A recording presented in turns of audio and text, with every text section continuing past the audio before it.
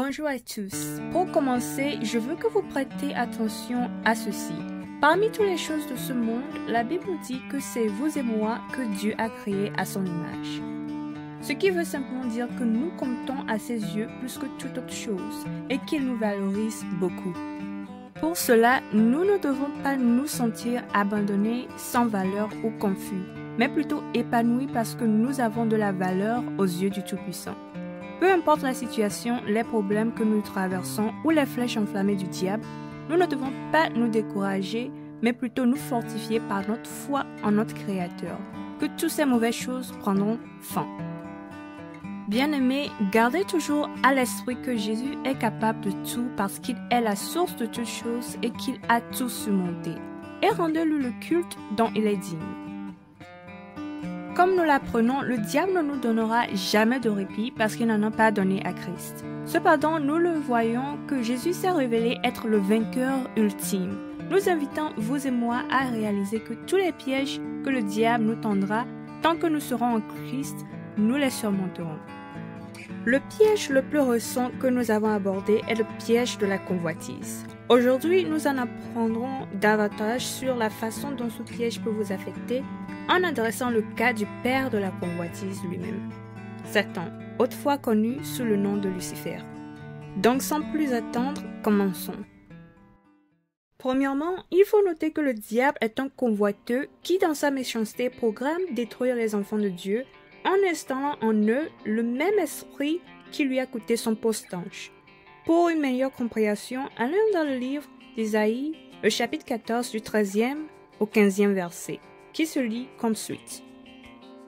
Tu disais en ton cœur, je monterai au ciel, j'élèverai mon trône au-dessus des étoiles de Dieu. Je m'assiérai sur la montagne de l'assemblée à l'extrémité du septentrion. Je monterai sur le sommet des nuées, je serai semblable au Très-Haut. Mais tu as été précipité dans le séjour des morts, dans la profondeur de la fosse. Déjà, si l'on prend le verset 13, on peut dire qu'Ésaïe expose la convoitise de Satan. En vérité, Lucifer n'a ni trône ni royaume car il a été créé pour être un serviteur et non un roi. De plus, le rang de roi est uniquement réservé au Seigneur qui est considéré comme le roi des rois. Et suite à lui, il nous a placés, nous ses enfants, pour régner en tant que princes et princesses.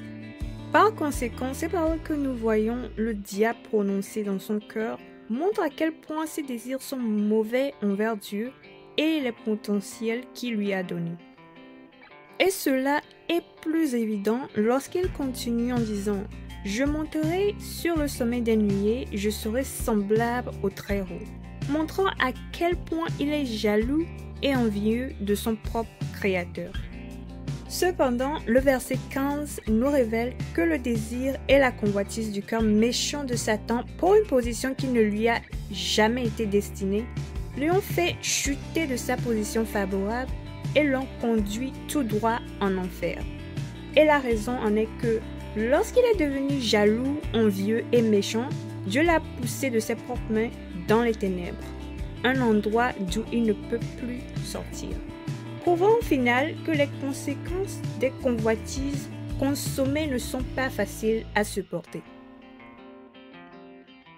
Bien-aimé en Christ, ayant souffert des conséquences de sa propre convoitise et de ses mauvais désirs, Satan, dans sa colère et dans sa méchanceté, a décidé de faire tomber les enfants de Dieu de la grâce en leur tendant des pièges de convoitise. Ces pièges peuvent vous attendre par tous les moyens. Et leurs fruits ont tendance à être la jalousie et l'envie. Par conséquent, si vous commencez à ressentir ces choses à l'endroit de quelqu'un ou de quelque chose, sachez que vous mettez les pieds dans un piège. Néanmoins, pour éviter ces pièges, nous devons être vigilants en gardant profondément dans nos cœurs que nous sommes tous uniques et merveilleusement créés, et que nous devons être satisfaits de ce que nous avons afin que notre Père céleste, de qui viennent toutes choses, nous fasse subsister et prospérer par ses mains glorieuses.